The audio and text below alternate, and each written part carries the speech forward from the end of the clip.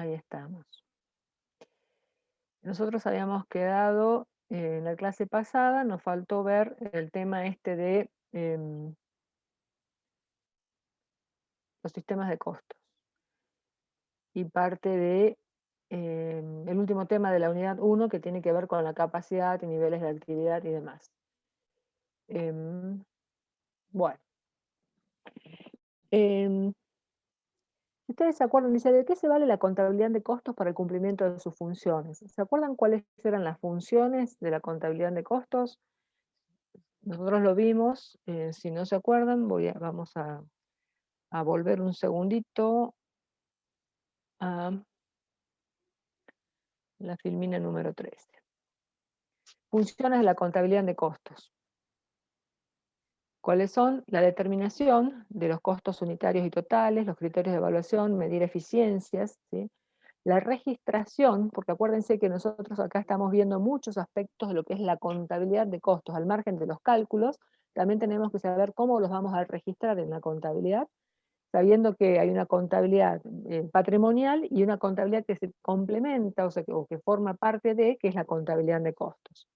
Y otra de las funciones es la utilización de todos los datos, de toda la información que se puede obtener para la planificación, el control y la toma de decisiones. O sea que nosotros para poder llevar a cabo estas funciones necesitamos de tener un sistema de costos. ¿Cuáles son entonces las características que tiene que tener o las condiciones que hay que tener en cuenta para diseñar un sistema de costos? Son las que vamos a ver ahora. ¿Cuál es esa filmina? La que les mostré recién es la número 13. Ahora estoy en la 39. Sistema de costos. Entonces dice, ¿de qué se vale con la contabilidad de costos para el cumplimiento de esas funciones? ¿De cuáles las acabamos de mencionar? De procedimientos que están estructurados de acuerdo a las necesidades de cada caso.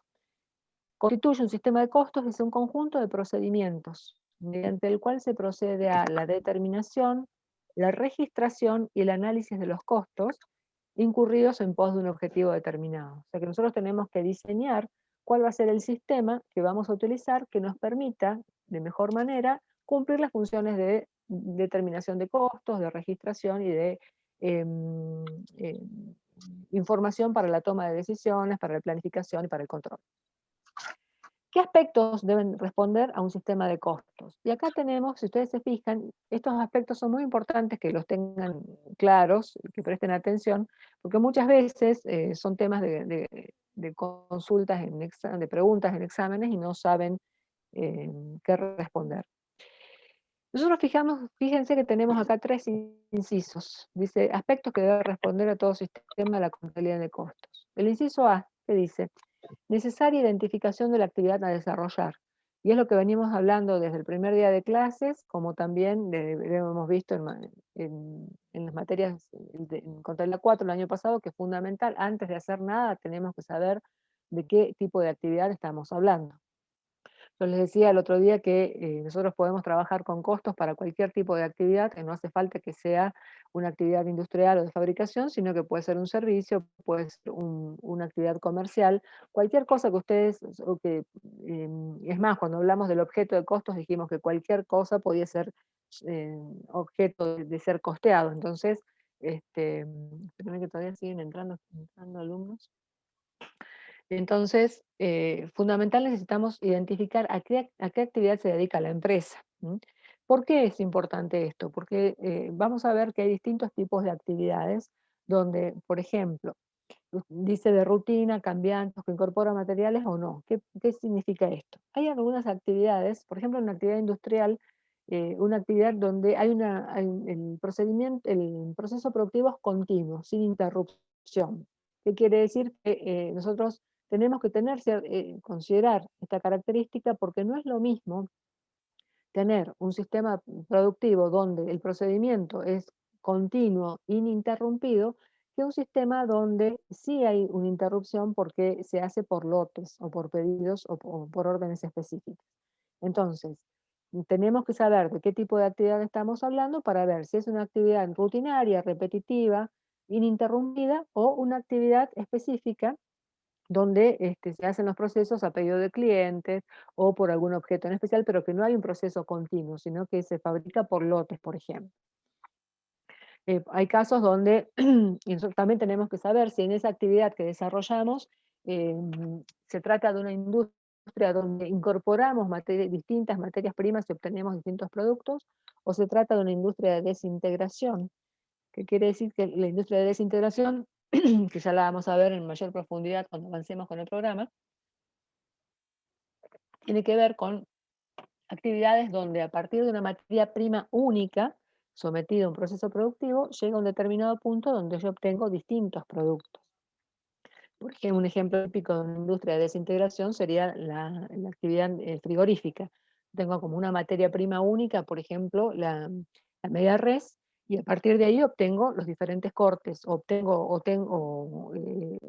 la vaca en sí, y a partir del proceso de someter a la vaca, a llevarla al frigorífico y matarla, digamos, obtengo distintos este, elementos, tales no solamente la carne, sino que obtengo el cuero, obtengo las pezuñas, las vísceras o lo que fuera. Ese sería un ejemplo de una industria de desintegración.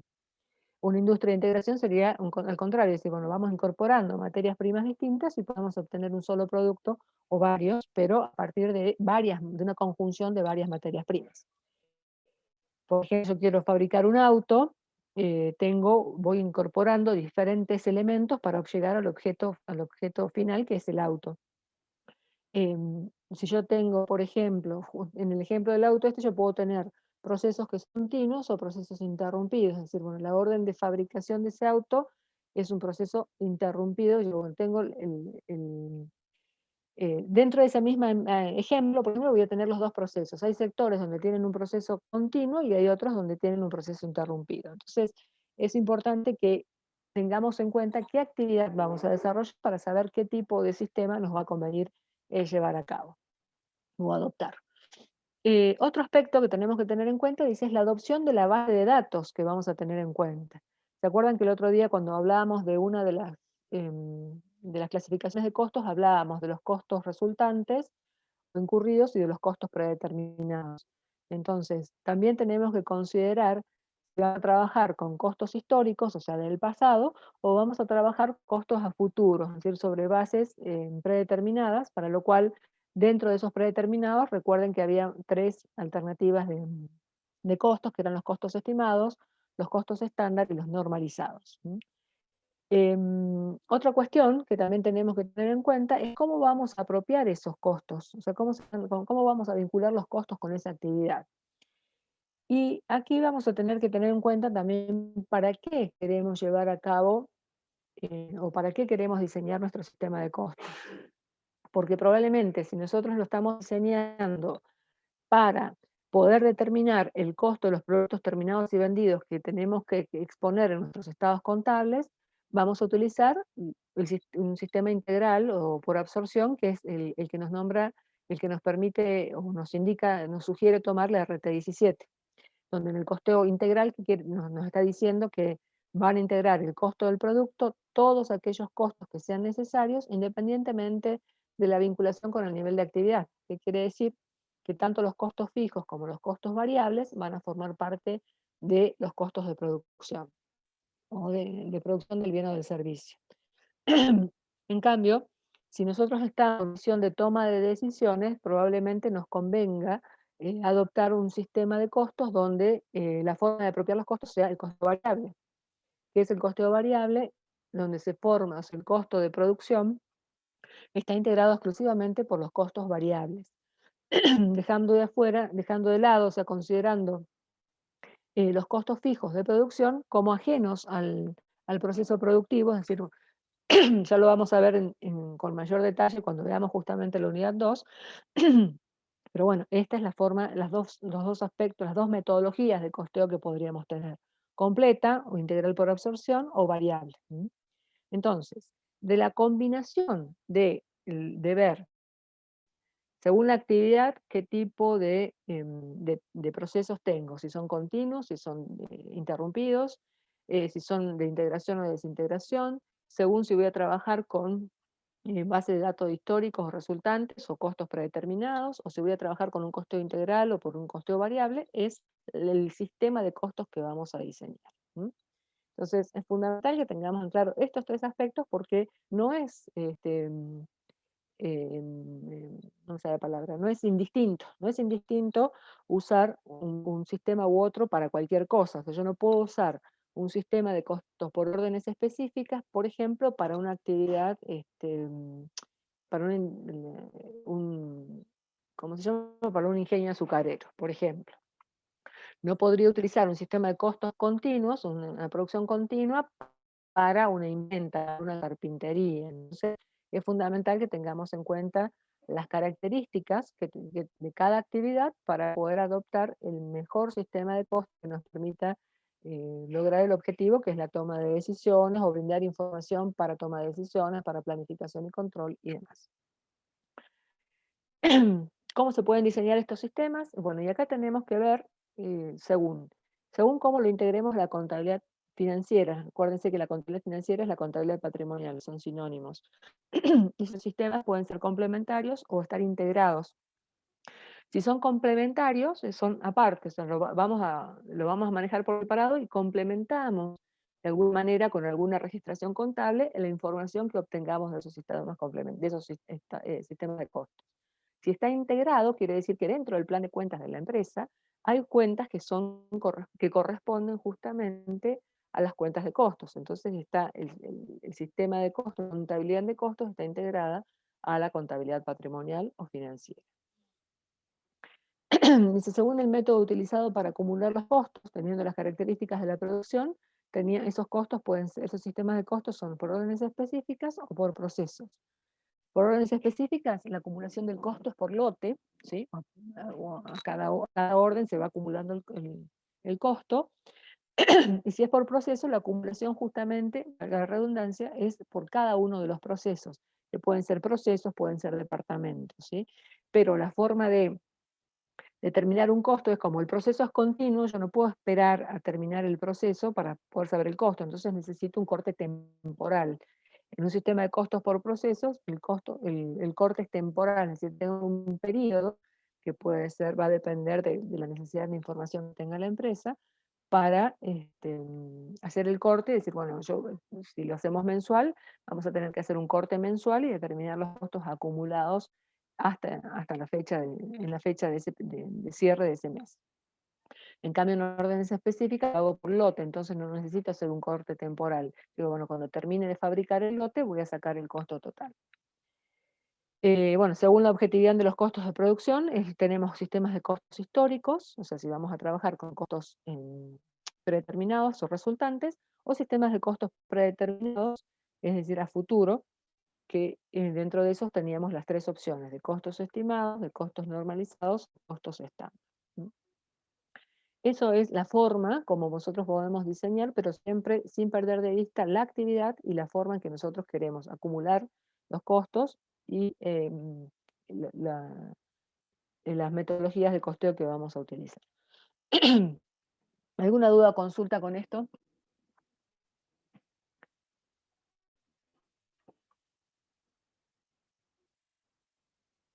Bueno, si no hay dudas, consultas, bueno, continuamos entonces con el tema que sigue, que tiene que ver con la capacidad y el nivel de actividad. Lo que tienen esta filmina es como, ¿se acuerdan de la imagen del proceso productivo que vimos en la filmina 2 o 3 de clase, donde decíamos, bueno, hay una serie de factores, que son los recursos, que ingresan a un proceso productivo, o sea, donde se llevan a cabo las acciones de transformación y obtengo como salida el objetivo buscado, sea un producto o sea un servicio.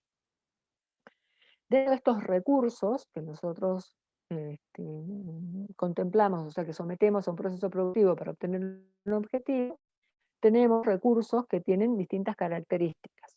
Por ejemplo, cuando nosotros clasificábamos los costos la vez pasada, ¿se acuerdan que dijimos que una de las clasificaciones era que tenía que ver con la vinculación con los cambios en el nivel de actividad? Entonces habíamos dicho que había costos que eran tipo variable y otros que eran tipo fijo. Donde los fijos, decíamos, bueno, son los que se mantienen constantes, que no cambian como consecuencia de los cambios en el nivel de actividad, Y los variables sí fluctúan, si cambia el nivel de actividad, el costo varía, y que habíamos dicho que podía ser una variación proporcional, una variación progresiva y una variación regresiva. Cada uno de esos factores que se someten al proceso productivo y que permiten obtener como resultado el objeto del proceso, es decir, el producto o el servicio que uno busca, transmite su costo, dijimos, ¿a través de qué? A través de esos factores, considerando los dos componentes que habíamos conversado la clase pasada, que era el componente físico y el componente monetario. Es decir, qué cantidad de factor tengo que incorporar y cuál es el costo de ese factor. Entonces, de la sumatoria de cada uno de los factores por su precio, por su costo, llegamos al costo total de ese producto. Eso es lo que tenemos acá en esta gráfica que estamos viendo. Dentro de los factores fijos, o sea, nosotros decimos que los factores fijos no se consumen con su primer uso, sino que los puedo utilizar en más de un proceso, ¿sí? Porque justamente nosotros, si tenemos una maquinaria, el hecho de usar la maquinaria no hace que la use para este proceso y ya no la pueda usar para el restante. O sea, no se agota con su primer uso, ¿sí? Entonces, el hecho de disponer de esos factores fijos, como son las maquinarias, los inmuebles, este, mm, condicionan el cuánto. Entonces, ¿por qué es importante ver qué factores fijos tenemos? Porque nos condicionan la posibilidad que tenemos, o sea, la capacidad que tenemos como empresa para poder producir. Entonces, es importante que nosotros conozcamos cuántos de estos factores son los factores fijos. En los factores variables, ¿qué pasa? Y dijimos que varían en cuanto a la magnitud. Entonces, si yo no produzco, si yo simplemente la fábrica montada, pero está cerrada porque no hay producción, voy a tener dentro de mi estructura de costos, costos fijos, ¿sí? El costo del mantenimiento de las maquinarias, del inmueble, si estoy alquilando y demás, pero no voy a tener factores variables porque no va a haber producción, no hay consumo, por ejemplo, de materia prima. Entonces, pero yo para poder producir sí necesito tanto de los fijos como de los variables. Entonces, para producir un bien tenemos que tener una combinación racional de los factores fijos, que podemos llamar estructurales u operativos, ya les voy a decir por qué hacemos esta distinción, con los variables que son necesarios y que son disponibles, para poder, o sea, saber cuál es la capacidad, cuál es la posibilidad máxima de producción que tiene una empresa, considerando justamente cuáles son los factores disponibles. Entonces, dentro de lo que son los factores fijos, que nosotros decimos que son los que permanecen, no se agotan con su primer uso, que permanecen en el tiempo, que no tienen relación con el nivel de actividad y demás, nosotros tenemos dos tipos de factores fijos. Factores fijos que son estructurales y factores fijos que son de operación. Los factores fijos que son estructurales son los, por ejemplo, el ejemplo típico podría ser el edificio de la fábrica o las maquinarias. Nosotros decimos, bueno, tenemos la estructura montada, yo puedo no estar produciendo, pero tengo ese costo y esa estructura a la cual dispongo y sé que puedo planificar, comenzar a producir porque dispongo de esa estructura. Cuando una vez que se decide iniciar con la actividad, es decir, bueno, vamos a comenzar con el proceso, surgen factores que también son fijos, pero son de operación, o sea, son como consecuencia de utilizar o de haber iniciado el proceso productivo. Entonces, un ejemplo típico, por ejemplo, puede ser la mano de obra. Si yo puedo tener montada la estructura, pero si todavía no decidí que voy a empezar con la producción, no empleé mano de obra. El día que decida comenzar a producir, contrato la mano de obra y generalmente es un costo fijo de operación, de acuerdo a los regímenes salariales con los que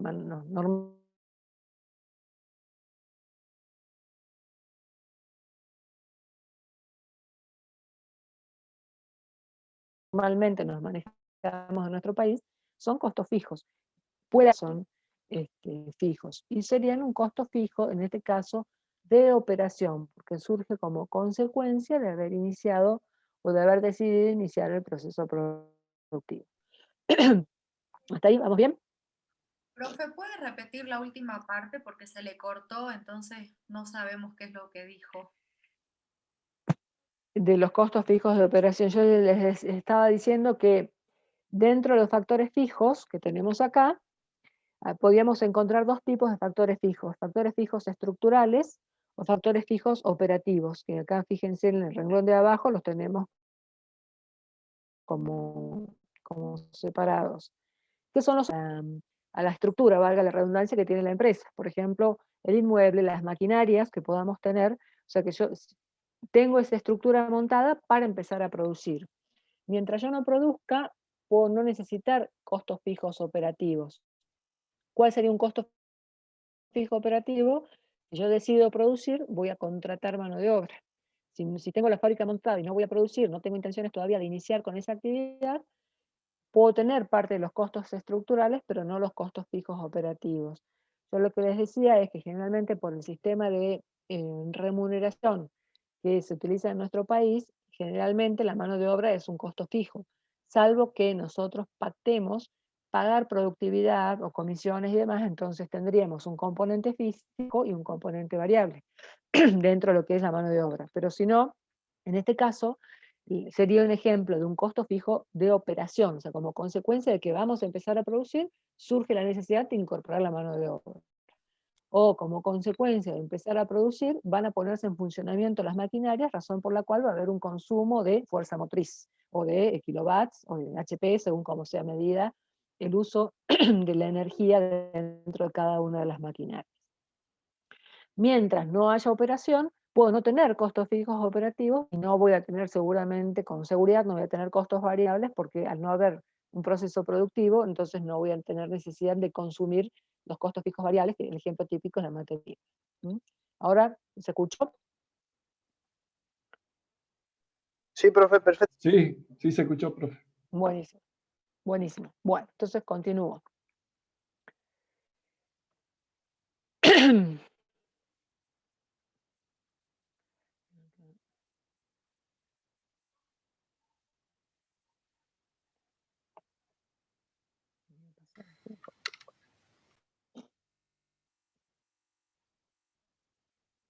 Acá estamos, acá. Les decía que, bueno, los costos, los recursos que nosotros utilicemos, o los factores fijos, no tienen todas las mismas características, porque justamente, bueno, lo que les estaba diciendo recién es lo que tenemos escrito acá. Tenemos los costos fijos que son estructurales, que requieren la concurrencia de otros factores, que son los costos fijos de operación, para poder generar el producto. Entonces, ambos costos me condicionan cuál es la posibilidad de producir que yo tenga. De ahí surge entonces que todos estos factores que integran el proceso productivo me determinan cuál es la capacidad que tengamos para producir. O sea, yo tengo que conocer cuál es la estructura que tengo disponible para saber con qué capacidad cuento para después poder hacer una proyección de qué es lo que quiero producir. Entonces, lo que tenemos en esta filmina que les estoy mostrando acá es más o menos lo que les estuve diciendo recién, de la distinción de los costos fijos estructurales de los de operación, y que necesitamos justamente de ambos para poder llevar a cabo el proceso productivo. O sea, los costos fijos operativos surgen como una consecuencia de comenzar a producir. De lo anterior, entonces, surgen estos dos conceptos. El concepto de capacidad. Capacidad de producción, entonces, si yo conozco cuál es la estructura que tiene la empresa, puedo definir como capacidad la posibilidad máxima que tiene un ente para generar uno o más productos, sean bienes o sean servicios, que impliquen la creación de utilidad o de valor. O sea, la posibilidad máxima que tiene un ente de producir. Si yo en función a qué, ¿cómo fijo esa posibilidad máxima? En función a la estructura que conozco. Yo tengo que ver que tengo una estructura, tengo un edificio, que tengo maquinarias, ¿qué posibilidades de producir tienen esas maquinarias? O sea, si yo tengo una máquina que me permite trabajar, por decirles, el proceso productivo, no sé, 10.000 horas, yo no puedo proyectar que voy a producir, voy a trabajar 12.000 horas, porque tengo la limitación dada por la estructura que tengo. O sea, tengo una máquina que trabaja solamente esa cantidad de horas, no puedo planificar por encima de eso. Si yo tengo un espacio físico que me permite producir y acopiar tanta cantidad de toneladas, por ejemplo, no puedo excederme de esa cantidad. Entonces, esa estructura me condiciona la posibilidad que yo tengo de producir. Por eso la capacidad la vamos a definir como la posibilidad máxima que tiene un ente para generar uno o más productos, teniendo en cuenta qué cosa, los recursos, la estructura que tiene y en función a un tiempo determinado. Como consecuencia de la capacidad surge otro concepto que es el nivel de actividad. El nivel de actividad depende de una decisión. y es el grado de uso de esa capacidad.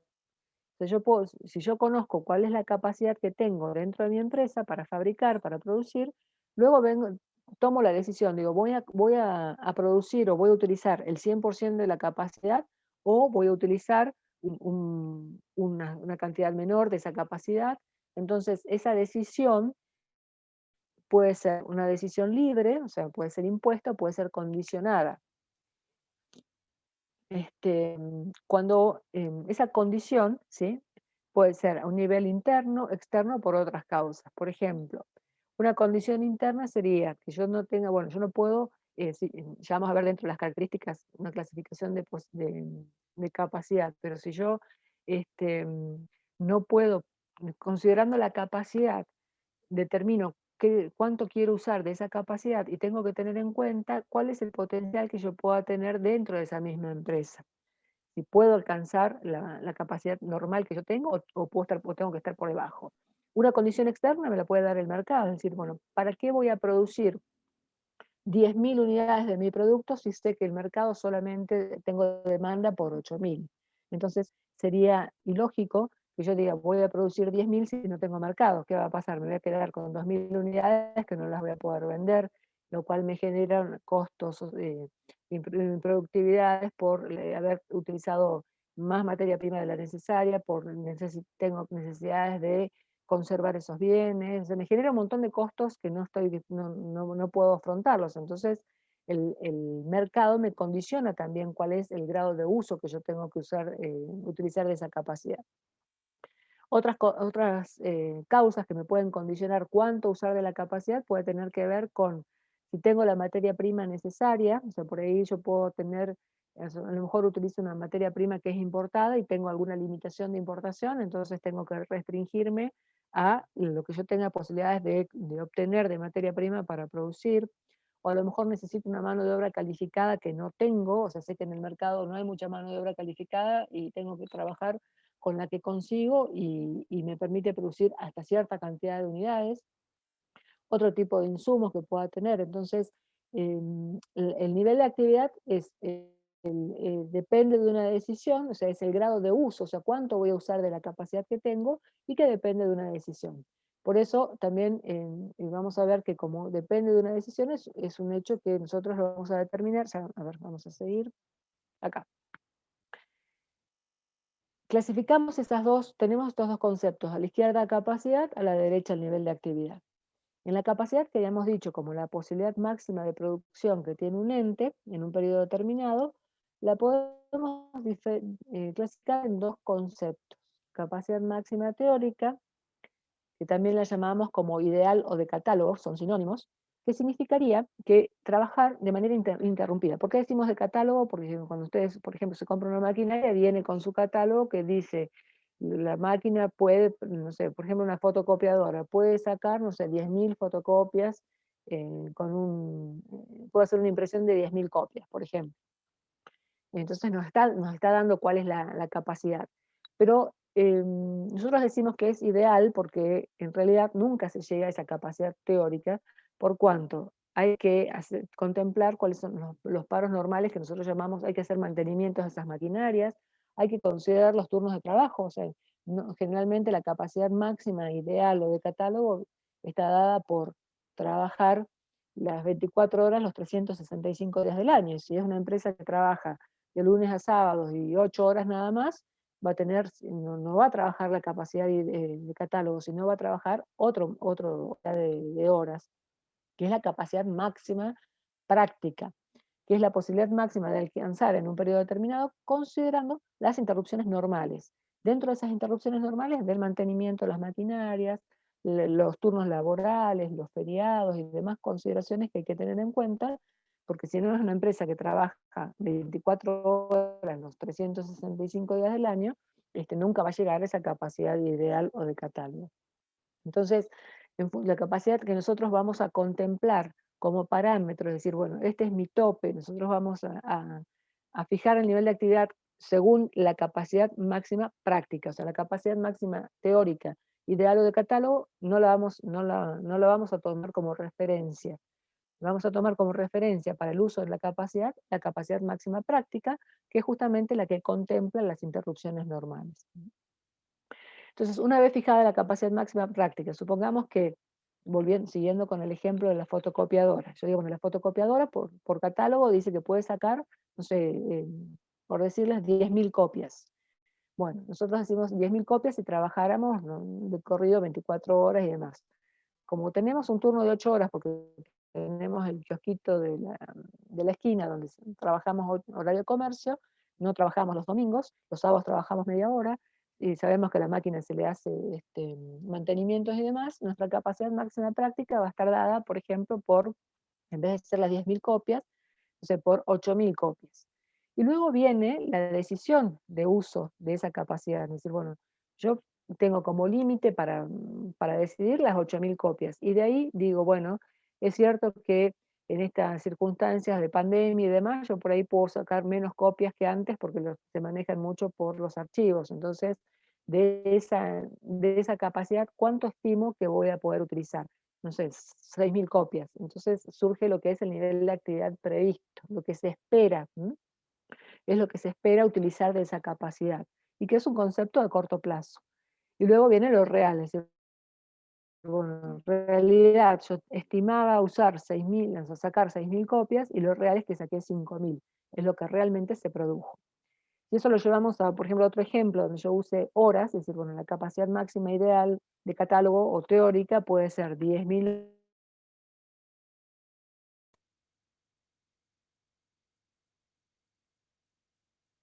horas de uso, pero contemplando Profe, las interrupciones normales, los mantenimientos a utilizar. En función disculpe, a le cortó condicionamiento. en la Sí, última parte. Disculpe, profesora, bueno. que la interrumpe. No, está bien porque prefiero que me Cortó digas y no hablar como loca y que no me por entiendan. la Sí, no última sé por qué parte me que sale por ahí que está interruptada. Bueno, ustedes avísenme si no interrúmpanme porque si no hablo para nadie, así que prefiero que me interrumpas. Bueno, profe. Lo que yo les decía es, volviendo al ejemplo, en vez de sacarlo el ejemplo de las fotocopias, luego lo llevemos a un ejemplo de una maquinaria que trabaja por horas. Entonces, la capacidad ideal o de catálogo dice que la máquina puede trabajar 10.000 horas. Pero nosotros sabemos que tenemos que hacer mantenimientos a esa maquinaria, sabemos que no trabajamos 24 horas al día, los 365 días del año, sino que tenemos turnos probablemente a lo mejor un solo turno de trabajo, hay empresas que trabajan con 2 y 3 turnos, eso también hay que verlo en cada tipo de actividad. Supongamos que esta empresa trabaja con un solo turno de trabajo, entonces dice, bueno, de la capacidad ideal o de catálogo, que son las 10.000 horas, nuestra capacidad práctica, contemplando justamente las interrupciones normales, los turnos de trabajo y demás, es de 7.000 horas. Ese va a ser nuestro límite, nosotros no vamos a superar las 7.000, pero de ahí tenemos que ver cuál es el nivel de actividad que vamos a utilizar, o sea, cuál es el uso de esa capacidad, 7.000 horas o menos. Entonces supongamos que decimos, bueno, en función a que estamos condicionados por el mercado, porque sabemos que nuestros productos no tienen mucha demanda o más demanda de lo previsto, decimos, bueno, en vez de trabajar las 7.000 horas, que era la capacidad máxima práctica, vamos a trabajar 6.000. Ese sería un nivel de actividad previsto. Yo estimo que voy a hacer un uso de la capacidad, termino a priori, de 6.000 horas. Y luego viene lo que es el nivel de actividad real, o sea, lo que realmente sucede. Es decir, bueno, en realidad se cortó la luz, no tuve la materia prima suficiente o lo que fuera, que hizo que en vez de usar las 6.000 horas que tenía previsto, el nivel de actividad real fue menor y fue de 5.000 horas. Entonces, fíjense, en este ejemplo tenemos 4 datos. 10.000 la capacidad teórica ideal o catálogo, 7.000 les había puesto yo la capacidad máxima práctica, que ese va a ser mi tope, o sea, mi límite superior.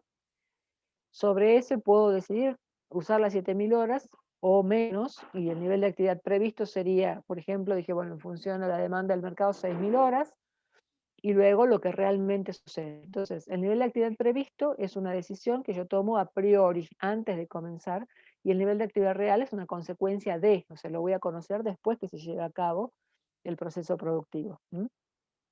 Entonces, ahí tenemos las dos clasificaciones de lo que es la capacidad, o sea, definiéndola como la posibilidad máxima de producción, que tiene un ente en función de su estructura, y sabemos que puede ser ideal o de catálogo, la teórica, ideal o de catálogo y la práctica. Y luego el nivel de actividad, que es el grado de uso que se hace de esa capacidad, y depende de una decisión, ¿sí? Que puede ser condicionada por aspectos de la misma empresa, por condiciones externas. ¿Sí?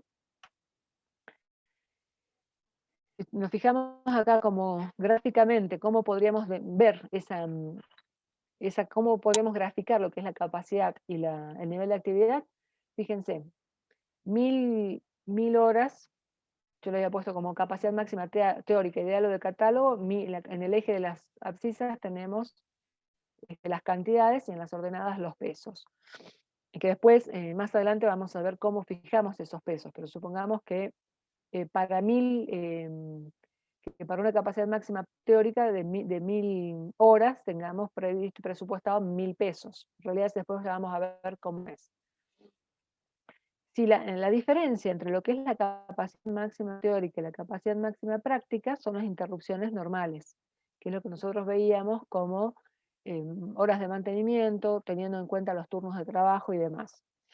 Entonces, en este caso del ejemplo, nuestro límite superior, digamos, sería la capacidad máxima. Nosotros tenemos que decidir ahora cuánto de esa capacidad vamos a utilizar, es el nivel de actividad. Decidimos que vamos a usar 700, o sea que la diferencia entre las 700 horas, que es nuestro nivel de actividad previsto, y las 800, que son la capacidad máxima práctica, la vamos a llamar una capacidad ociosa anticipada. ¿Sí? Esta franja verdecita de agua que tenemos acá es una capacidad ociosa anticipada. ¿Por qué anticipada? Porque la estamos determinando a priori. O sea, yo antes de comenzar mi proceso productivo, de producir y demás, yo estoy determinando que no voy a usar el 100% de mi capacidad máxima práctica. Voy a dejar parte de esa capacidad sin utilizar. Entonces estoy fijando de antemano que hay una parte de la capacidad que no está siendo ocupada y me está generando un costo ocioso. Entonces la llamamos capacidad ociosa anticipada. Luego, cuando yo tengo ahora mi nivel de actividad previsto, que eran las 700 horas, cuando llevo a cabo la realidad, digamos, llevo a cabo el proceso, veo que en realidad utilicé 600. Entonces, 600 horas o 600 unidades, además, fue el volumen real de producción. La diferencia entre el nivel de actividad real y el nivel de actividad previsto lo llamo capacidad ociosa operativa. ¿Por qué operativa? Porque surge como consecuencia de justamente haber llevado a cabo el proceso productivo. O sea, surgió esto en medio del proceso. Yo tenía previsto que iba a usar 700 y realmente usé 600, entonces 100 horas o 100 unidades, como quieran en el ejemplo, me generan un costo de no haber utilizado lo que estaba previsto en la capacidad. Esa opción, tanto una como otra, tanto la anticipada como la operativa, que componen la capacidad ociosa total, no tienen que ir dentro del costo de los productos, van a quedar afuera y los vamos a mandar al estado de resultados. ¿Sí? Entonces, de esta forma vemos gráficamente cómo nosotros podemos determinar las capacidades, las ociosidades, tanto la anticipada como la operativa, donde, o sea, les reitero, la capacidad ociosa anticipada surge de comparar la capacidad máxima práctica con el nivel de actividad previsto, y la capacidad ociosa operativa del comparar el nivel de actividad previsto con el nivel de actividad real. Después vamos a ver, o sea, con más detalle, con más detenimiento, cómo, porque acá lo podemos medir en horas, en unidades, o según cómo esté medida la capacidad, y acá en pesos, pero bueno, cómo llegamos a esa relación de pesos con horas o cantidades. ¿No? Entonces, eso es lo que tenemos que... Y es importante que nos quede claro este concepto, porque nosotros no podemos presupuestar, no podemos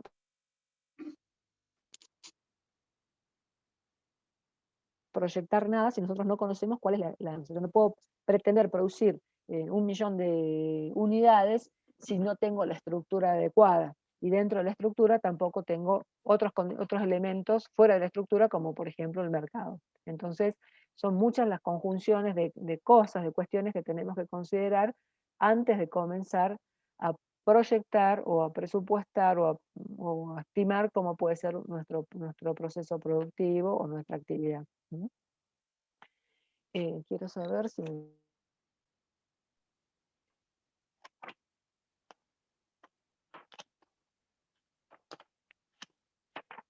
¿Dudas, inquietudes, no? Bueno, Profe, sí, ¿podría explicar lo de paros normales, por favor? sí. Las interrupciones normales o paros normales corresponden a, acá tengo, mira, a cuestiones que vos tenés, la otra decíamos que es ideal o de catálogo porque es lo que dice, bueno, previendo que uno pueda trabajar 24 horas al día por 365 días del año, yo podía producir o trabajar tanta cantidad de horas. Las interrupciones normales son las que tienen en cuenta las horas de mantenimiento que yo tengo que hacer a las maquinarias o a la estructura en su conjunto, los turnos de trabajo, porque no todas las empresas trabajan las 24 horas el año completo. Entonces, si yo tengo una empresa donde solamente tengo un turno de trabajo, sé que trabajo 8 horas de lunes a sábados, por ejemplo, es distinta, va a ser distinta mi capacidad a otra empresa que tenga una mayor estructura y que tenga 2 turnos de trabajo, por ejemplo, o que trabaje de lunes a lunes. Entonces, las interrupciones normales son las que tienen en cuenta las horas de paros por mantenimiento de la maquinaria o del edificio, lo que fuera, y los turnos de trabajo. Una vez que yo tengo establecido cuál es mi mi capacidad de trabajo, digamos, o mis turnos de trabajo, qué cantidad de horas voy a trabajar, en función a eso voy a fijar mi capacidad normal o mi capacidad, ya sea normal o capacidad práctica. Y que ese va a ser mi límite. Sobre ese después voy a decidir cuánto usar, si la uso al 100% o la uso en menor cantidad. Si la uso en menor cantidad ya voy a estar sabiendo que hay una capacidad ociosa, porque hay horas de esas máquinas o de esa estructura que no estoy utilizando. ¿Mm? ¿Sí? Sí, Fíjense, profe, acá dice cuáles son, sí, acá tenemos un resumen de lo que les estaba diciendo recién, los costos de inactividad. ¿Cuál es el origen? Si los costos tengo por un lado la capacidad y el nivel de actividad. La capacidad dijimos que era la potencialidad o la capacidad máxima de producir y que está vinculada con con la estructura de inversión, o sea, porque tiene que ver con cómo está montada esa empresa, ¿sí? Tengo costos fijos de estructura.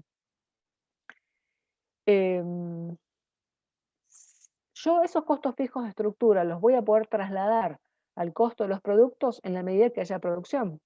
Si yo no tengo producción, o sea que la capacidad máxima práctica, por ejemplo, serán las 800 horas y yo tengo nivel de actividad real 0, quiere decir que no pude absorber esos costos. Entonces todos esos costos de estructura van a formar parte de un costo de una pérdida del ejercicio, ¿sí? De un resultado del ejercicio negativo, por cuanto no absorbí, o sea, no tuve que mantener esa estructura para hacer nada, ¿sí? Hay una inactividad, entonces me genera un costo de una ociosidad por no haber hecho absolutamente nada, ¿sí? Tuve que pagar el alquiler, tuve que pagar el mantenimiento de las maquinarias, tuve que pagar los seguros y demás para una producción igual a 0. Entonces, todo sería un quebranto, un costo de una inactividad. Ahora, en la medida que yo empiezo a producir, parte de esos productos van a ir absorbiendo los costos de esa estructura. Entonces, que ya vamos a ver cómo. Entonces, si yo produzco lo que tengo previsto, producir o produzco hasta la capacidad normal, no voy a tener ningún costo de inactividad. ¿Por qué voy a tener costo de inactividad? O porque produje 0 o porque produje menos de lo que se preveía de la capacidad práctica. Entonces, el nivel de actividad dijimos que era el uso, lo que yo decida utilizar de la capacidad, genera costos fijos operativos, es decir, bueno, vamos a empezar a producir, vamos a contratar el personal, vamos a consumir energía eléctrica, vamos a consumir fuerza motriz y demás. Cuando nosotros podamos, o sea, esos costos los vamos a ir trasladando a los productos en la medida que alcancemos la actividad que estaba prevista. En la medida que la actividad real sea menor a la prevista, también me va a generar ociosidades. Entonces, voy a tener por dos lados capacidad ociosa, o la ociosidad anticipada, la capacidad ociosa anticipada, que es por adoptar una decisión. ¿Cuál decisión? Utilizar menos de la capacidad práctica, y voy a tener una ociosidad operativa, que es justamente por no haber alcanzado el volumen que tenía previsto. Entonces, por no haber utilizado no haber hecho uso de la capacidad máxima práctica y decidir usar menos, tengo una capacidad ociosa o un quebranto producido por el no uso de los factores o de los recursos disponibles. Anticipado, ¿por qué? Porque decidí a priori que no los iba a usar. Y como consecuencia de llevar a cabo el proceso productivo, o sea, comparar lo que tenía previsto con lo que realmente se dio, voy a tener la ociosidad operativa porque no justamente surge como consecuencia de la operación. ¿Mm? Estas dos, entonces los quebrantos estos originados por estas dos ociosidades, lo que les decía hace un ratito, no forman parte del costo. Entonces los vamos a exponer como una pérdida en el estado de resultados, pero no puedo incorporarlo al costo de los productos. ¿Mm? ¿Sí? ¿Alguna duda?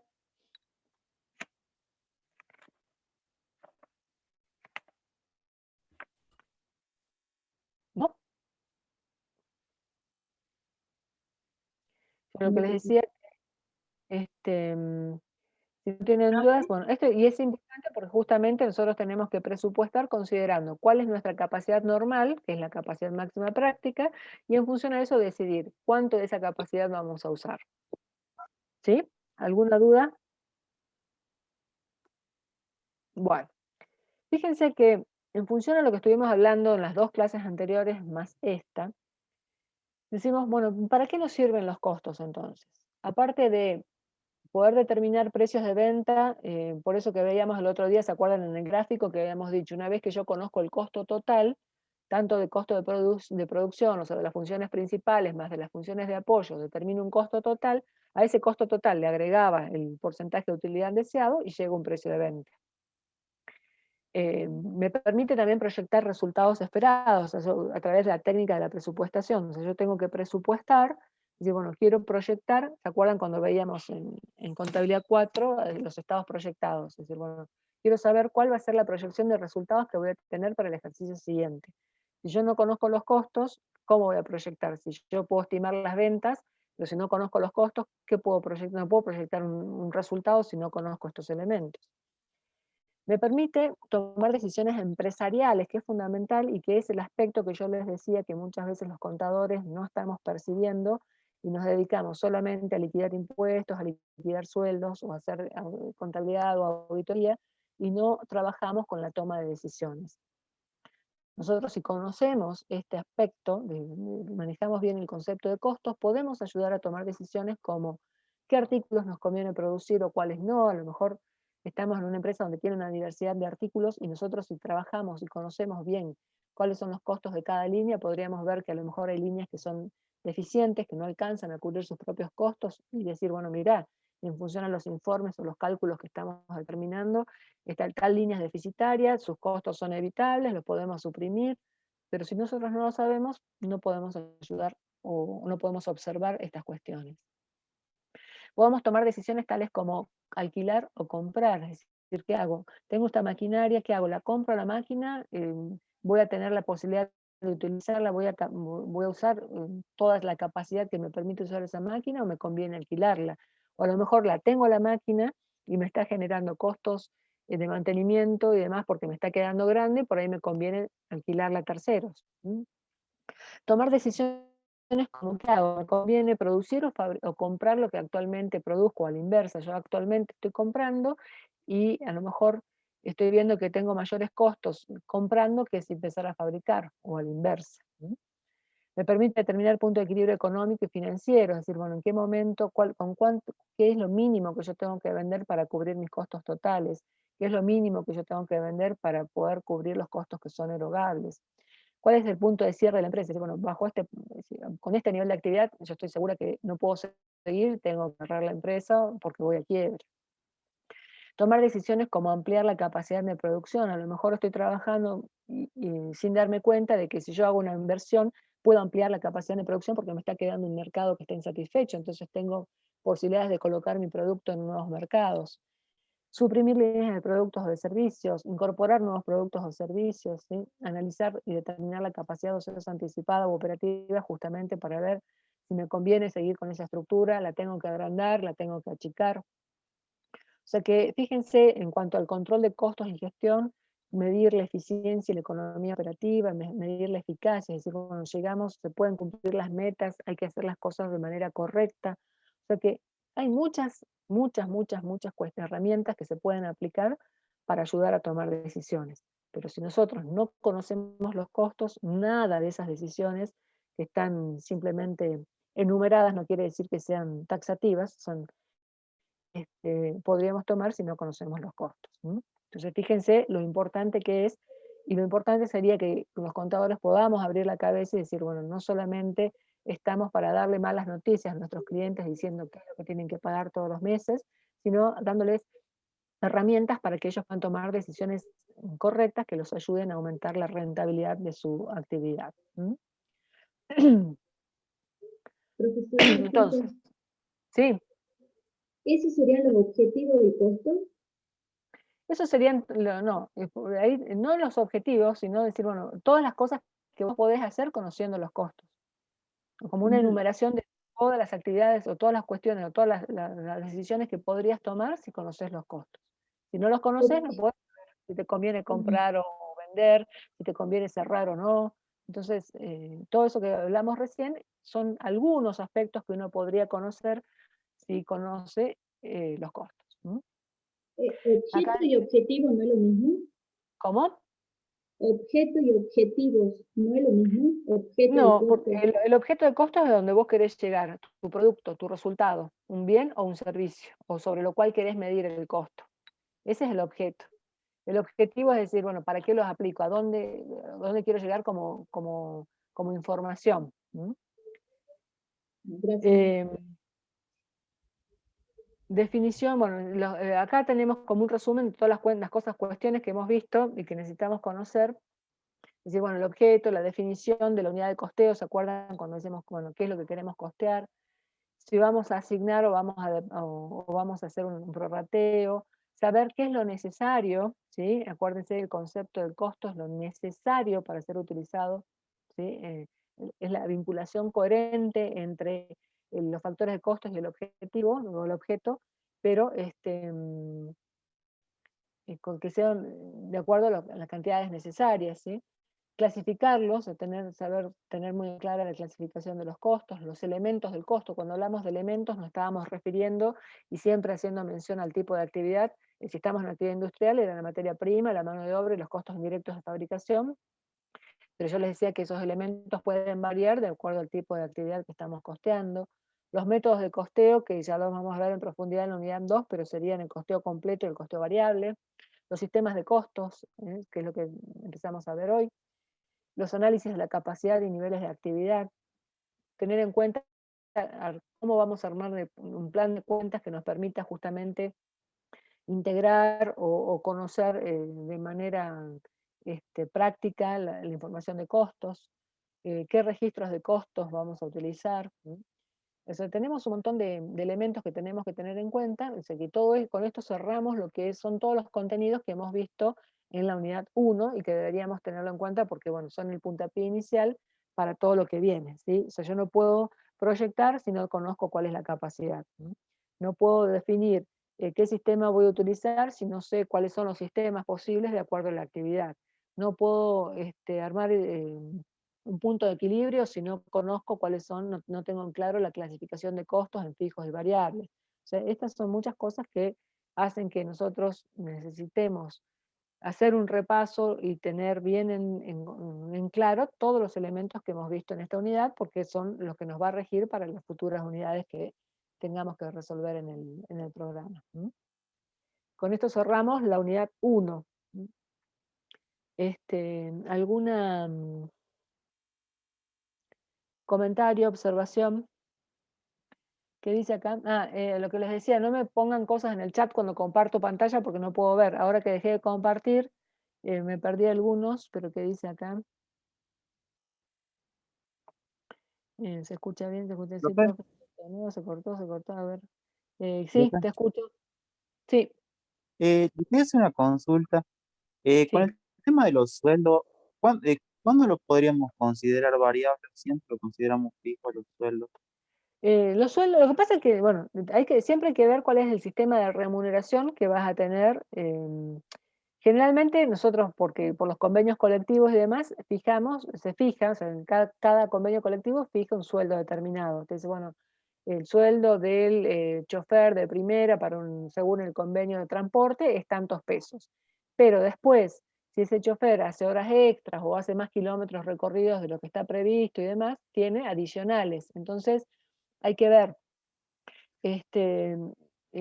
hay cuestión, dentro de ese mismo sueldo tenés dos componentes, un componente fijo, que es el sueldo básico, y un componente variable que tiene que ver con la cantidad de la remuneración que se pague por los kilómetros recorridos, por ejemplo, o con las horas extras que pueda haber hecho. En el caso Eso de, no estaría sé, conforme. y claro, eso sería una parte variable, pero de todas maneras después vamos a ver que hay formas porque puede darse el caso que a lo mejor un mes se planteó solamente que haya un componente variable. Por ejemplo, dentro de lo que es la producción, vos a los obreros podés incentivarlos, decirles, bueno, si como los obreros saben que tienen un salario asegurado para que no se queden chochos mirando, sabiendo que van a cobrar igual, decir, bueno, vamos a incentivarlos pagándoles por productividad. Entonces, si producen más de 100 unidades, por ejemplo, a partir de la 101 van a tener un plus y se les va a pagar un tanto por ciento, y en ese caso sería un costo variable, porque yo estoy diciendo, bueno, si va a producir más, va a tener un factor de productividad. Pero generalmente, o sea, por la forma de remuneración que tenemos nosotros, generalmente, o sea, por eso en general se considera como si fuera un costo fijo. Generalmente lo Por tomamos supuesto como que hay fijo. excepciones, ¿eh? Y los jornales como variable, digamos. Claro, pero en realidad también uno puede proyectar, porque vos decís, el jornal, o sea, vos tenés sueldos mensualizados que son fijos, y el jornal, vos decís, bueno, yo pago tanto por hora y trabajan tanta cantidad de horas. O sea, que en realidad vos podés proyectar y decir, bueno, ese jornal también lo puedo transformar en un costo fijo si yo sé cuánta cantidad de jornales trabajan todos los meses. Ahora, sería distinto que vos digas, bueno, yo Claro. tengo por jornal y sé que un día trabaja, otro día no trabaja. El tema del jornal, o sea, ¿por qué? Porque hay convenios colectivos que te dicen, vos le tenés que asegurar a tu empleado, por más que le pagues por jornal, le tenés que asegurar tanta cantidad de horas. Por ejemplo, en el caso de la construcción, vos le pagás por jornal, ellos cobran por quincena también, pero tenés que asegurar de que si una quincena llovió toda la quincena y no pudieron trabajar, le tenés que pagar igual. Entonces, no es un costo variable, se transforma en un costo Sería un fijo costo porque vos fijo, estás digamos. asegurando, sí o sí tienen que cobrar por más que no hayan trabajado. Entonces, siempre el tema, y ya lo vamos a ver con mayor detalle cuando veamos mano de obra, que es la unidad 4, pero en realidad el tema del laboral generalmente lo tratamos como costos fijos, salvo algunas excepciones. Profe, ¿y ese costo fijo, Bueno, digamos, si no hubo productividad, se lo manda a gasto entonces? Si vos tenés, claro, suponiendo que vos, exactamente, si vos decís, yo tuve que pagar el obrero y no hubo producción cero, no tengo a quién imputarle el costo, entonces lo voy a considerar todo como una ociosidad, tuve toda la estructura ociosa, entonces tengo una pérdida en ejercicio, pues no tengo ningún producción cero, entonces no tengo a quién imputarle el costo. Acá que me Bien, están preguntando.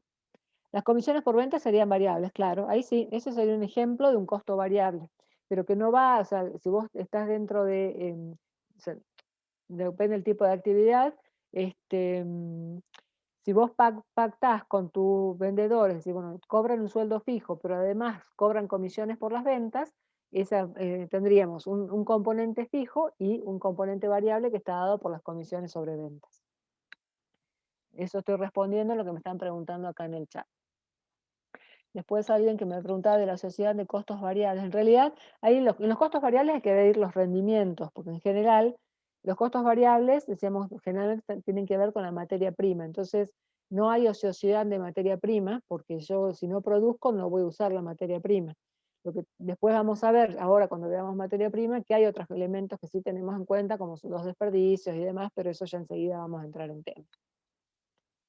¿Qué otra consultita? ¿Nada más? Si no tienen otra consulta, perdón, chicos, entraríamos a ver la unidad número 3, como les decía al principio, por si alguien llegó tarde o no escuchó, la unidad 2, que es metodología de costeo, la vamos a pasar después que veamos los 3 elementos del costo, o sea, materia prima, mano de obra y costos indirectos de fabricación, que sería la unidad 5. Cuando terminemos la 5, vamos a retomar por la unidad 2. Bueno, ¿qué hora es? 9:10. Profe, Sí, Lo que sería ociosidad, ¿eso se lo discrimina en el estado de resultado? sí, vos podés poner, o sea, exponés directamente, o sea, las dos son estados de resultados y va a ser una sociedad operativa y una sociedad anticipada. Pero, como una forma para que el que toma decisiones sepa por qué surge una y por qué surge la otra. Vos podés mostrar directamente la capacidad ociosa total fue tanto y a lo mejor en una nota hacer la aclaración de cuánto correspondió a una capacidad ociosa operativa y cuánto a una capacidad ociosa anticipada. Bien, gracias. De nada. Em, bueno. El otro día hablamos de lo que eran los materiales, la mano de obra, perdón, los materiales, la materia prima. Yo les dije que nosotros en la cátedra lo vamos a considerar como sinónimos, pero que hay algunos autores que consideran que la materia prima es una cosa y que los materiales son otras, ¿sí? Fíjense, acá tenemos como una definición grande, pero ya se las voy a explicar. Dice, el rubro materia prima o materiales agrupa a todos aquellos elementos físicos que son imprescindibles consumir durante el proceso de elaboración de un artículo, de sus accesorios y de su envase. Ello a condición de que tal consumo quede reflejado en el volumen de elementos empleados. O sea que nosotros vamos a considerar como materia prima o material no solamente los elementos que forman parte de ese artículo, sino también los accesorios o envases. Vamos a ver después los envases en qué condiciones. Dice, ello a condición de que tal consumo quede reflejado en el volumen de elementos empleados mediante una relación cierta y normalmente constante, o sea, directamente proporcional con el de la producción obtenida, sea la que fuera la transformación física o química que ellos sufran y entren o no a formar parte integrante del producto final. Todo aquello que no cumple el requisito de relación proporcional de consumo señalado se engloba dentro de los costos indirectos de fabricación. Porque se acuerdan que el otro día cuando veíamos los elementos del costo, yo les decía que lo que era material indirecto iba como costo indirecto de fabricación. Entonces acá, como materia prima o material, es todo lo que es necesario para poder obtener el objeto deseado, ¿sí? Nosotros dentro de los recursos decimos, bueno, si yo quiero obtener, el ejemplo que yo les ponía de la clase pasada era la carpintería. Necesito obtener un escritorio, yo sé que voy a hacer un detalle de los recursos y como materia prima, ¿qué voy a poner? La madera, no tengo dudas de que la madera si es un mueble de madera, es una materia prima. Si es un escritorio de madera y caño, la madera y el caño es una materia prima. Pero yo les decía, hay otros materiales que pueden, o sea, si bien los utilizamos, a veces o porque es difícil de cuantificarlos, o porque es más cara la relación costo-beneficio y demás, como por ejemplo, en el caso del mismo ejemplo, les decía, si yo tengo que medir cuántos tornillos utilizo, por ahí me conviene directamente considerarlo como costo indirecto de fabricación dentro de un material indirecto. Y acá cuando me dice que entre o no a formar parte del producto final, puede ser porque no quiere decir que yo lo tenga que ver necesariamente, porque yo puedo hacer, por ejemplo, haber utilizado un material que no lo veo en el producto final, pero que sí lo utilicé. Por ejemplo, si estoy en una fábrica de pintura, yo puedo haber utilizado un solvente que hace que es necesario para fabricar la pintura y que se fue evaporando, o sea, yo no lo veo, pero sí lo necesito. Entonces forma parte de ese costo de materia prima, ¿sí? Los que yo les decía que nosotros lo usamos como sinónimos, pero que algunos autores diferencian y dicen que la materia prima es lo que al incorporarse pierde sus propiedades físico-químicas. En el ejemplo del zapato era el cuero, también se lo planteé el otro día, y que el material sería el que no sufre tal transformación. Por ejemplo, un zapato, las tintas para lustrar, los cordones o los hilos para coser y demás. Nosotros los vamos a considerar en la cátedra como sinónimos. Cuando yo hable de materia prima o de materiales, me estoy refiriendo a la materia prima que es directa, ¿sí? Y que es la que nosotros necesitamos para poder obtener el producto deseado. Bien. Hay muchas definiciones, según la bibliografía que ustedes utilicen o consulten, van a encontrar distintas definiciones, pero todos tenemos que llegar a lo mismo. O sea, es el elemento físico-químico, y acá les decía, le hago la aclaración no solamente de sus accesorios y de su envase. En el envase tenemos que ver en qué condiciones va a formar parte de costo como materia prima, porque si yo necesito el envase necesariamente para transportar ese producto, va a formar parte de lo que es el costo de producción. Pero ahora si yo puedo venderlo así como está, y sin embargo el envase lo uso por mejorar su aspecto, para poder obtener un mejor precio y demás, dejaría de ser un costo de materia prima para ser un costo comercial. Después también tenemos que ver si hay envases que son retornables, envases que no son retornables, entonces también eso lo vamos a ver enseguida, que son tratamientos distintos. Otra definición de otro autor dice que son las materias primas que llegan a convertirse en parte integrante del producto terminado, las cuales pueden identificarse de manera conveniente y económica con las unidades específicas de producción. Esto que les decía, por ahí no es útil estar contando los tornillos, entonces, o los clavos, eso los dejamos de lado, y sí consideramos como materia prima la madera y el caño, por ejemplo, y la pintura. Bien.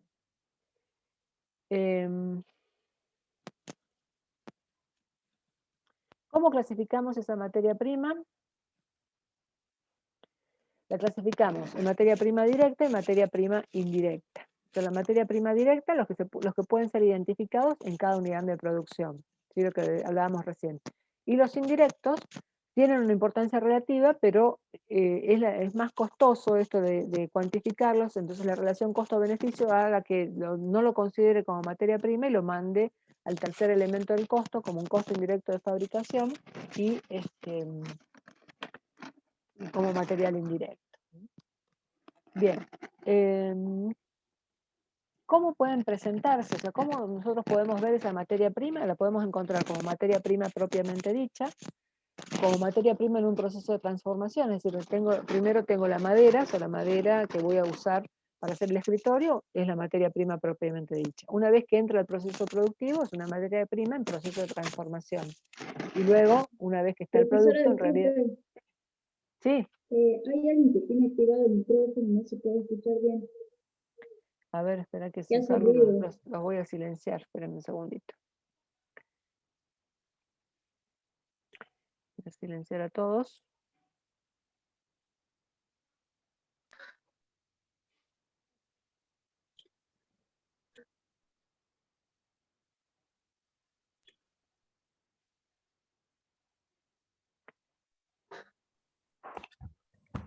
Ahí está.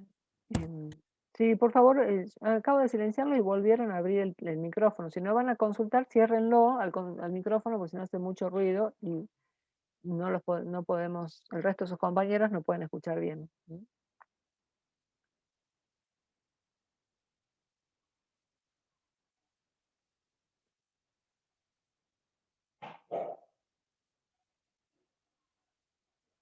Bueno.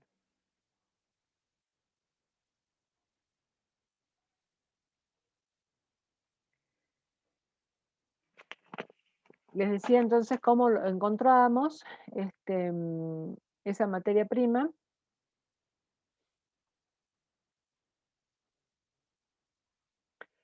Como materia prima propiamente dicha, es decir, en el caso del ejemplo del escritorio, la madera o los caños, así como están, son materia prima. Cuando entran al proceso productivo pero no terminamos, o sea, está el escritorio a medio hacer, es una materia prima en proceso de transformación, y cuando está el escritorio terminado, es una materia prima como producto final. O sea, en realidad acá nos estamos refiriendo como materia prima, pero en realidad podría ser un bien de cambio, ¿sí? Porque ya está el escritorio terminado, entonces ya dejó de ser materia prima, o sea, dejó de ser madera y escritorio para transformarse en un producto final.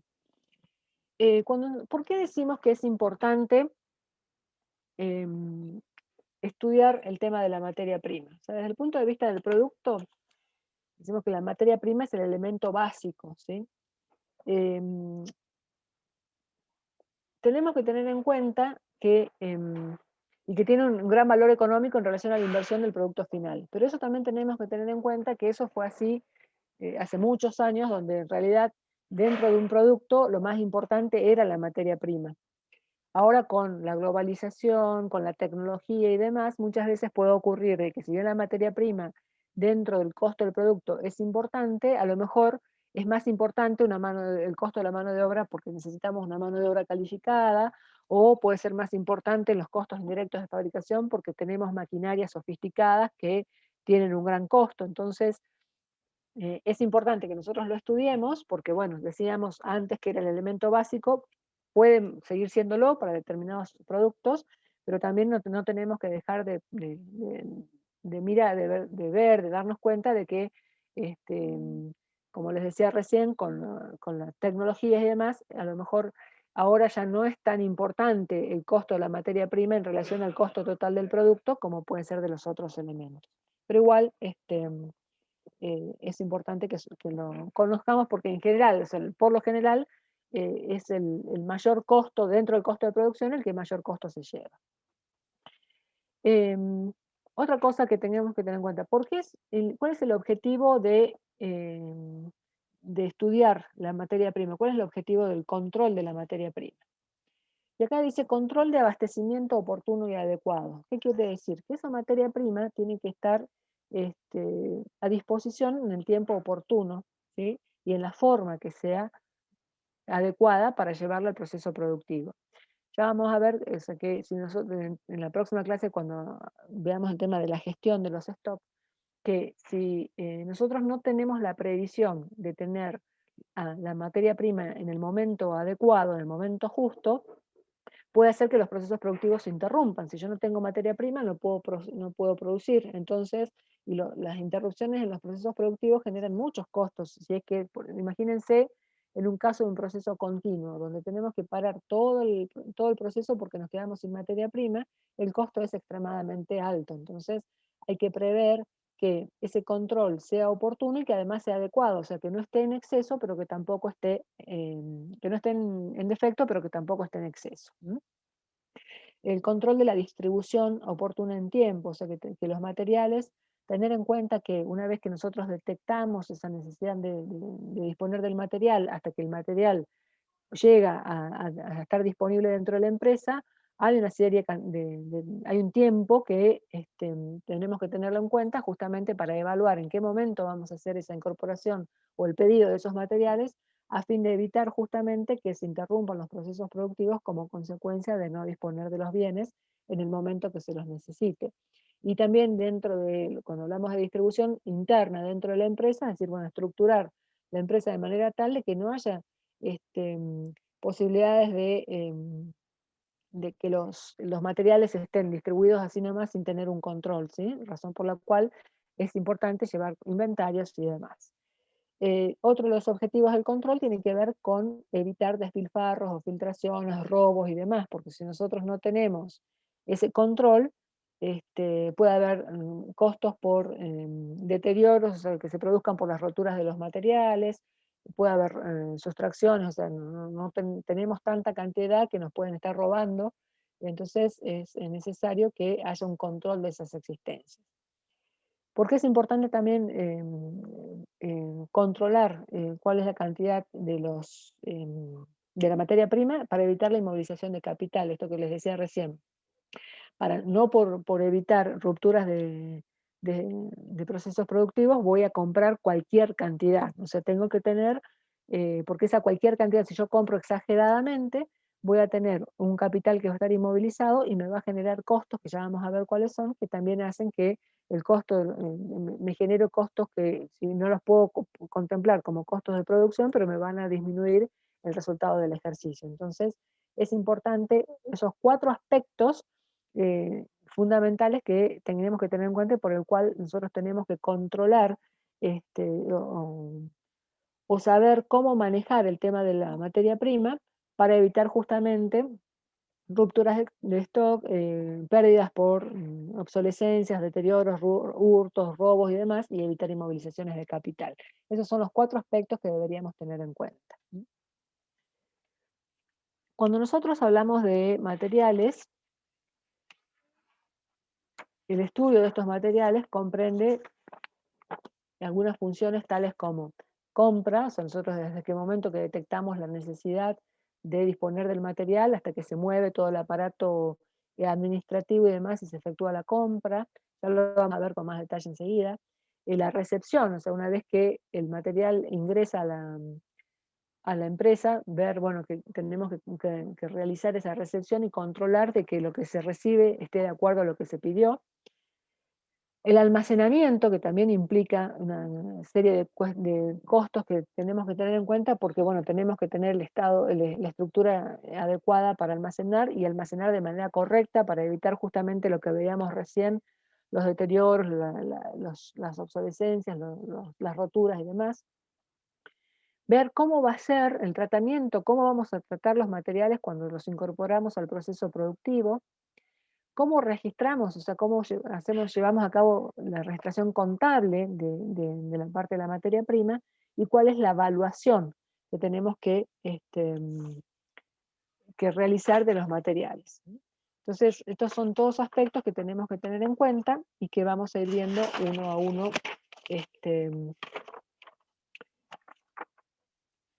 en este ratito que nos queda. Bien.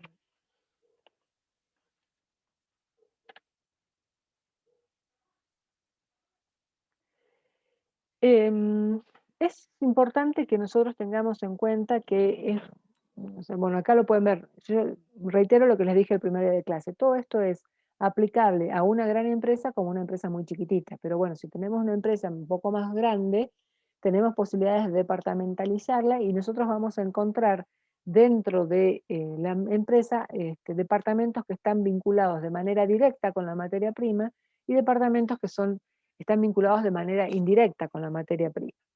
Entonces, ¿pero qué pasa? Tanto los departamentos directos como indirectos generan costos, entonces tenemos que estudiarlos para ver que generen los menores costos posibles y ver, o ver cómo cuantificamos esos costos para llevarlos, para registrarlos o contabilizarlos dentro de nuestro costo de producción. Bueno, acá en algunos departamentos que son indirectos, por ejemplo, en la investigación, donde uno puede investigar o ensayar sobre distintos nuevos productos, ingeniería, o sea, diseñar lo que el departamento de investigación llevó a cabo, el taller donde se llevan las reparaciones de las maquinarias necesarias para los procesos productivos, el control, ¿sí? Departamento de control, donde analizamos las causas de por qué se producen desviaciones, ¿sí? Y el control de calidad. En realidad todos estos departamentos me generan costos. Acá también vuelvo, es meramente enunciativo, va a depender de cómo sea la empresa, cómo esté estructurada. En realidad podrían ser departamentos o podrían ser actividades que se lleven a cabo dentro de la empresa. Y como departamentos que están más relacionados de manera directa con la materia prima, podemos tener, por ejemplo, departamento de compras, de recepción, de almacenamiento, de producción y de contabilidad, un contable o demás. En compras, ¿qué vamos a hacer? Compras necesita conocer, en primer lugar, bueno, cuando surge la necesidad de comprar, se hacen los pedidos de compras y demás, compras necesita saber qué es lo que va a comprar, qué tipo de características tienen que tener los materiales que va a comprar.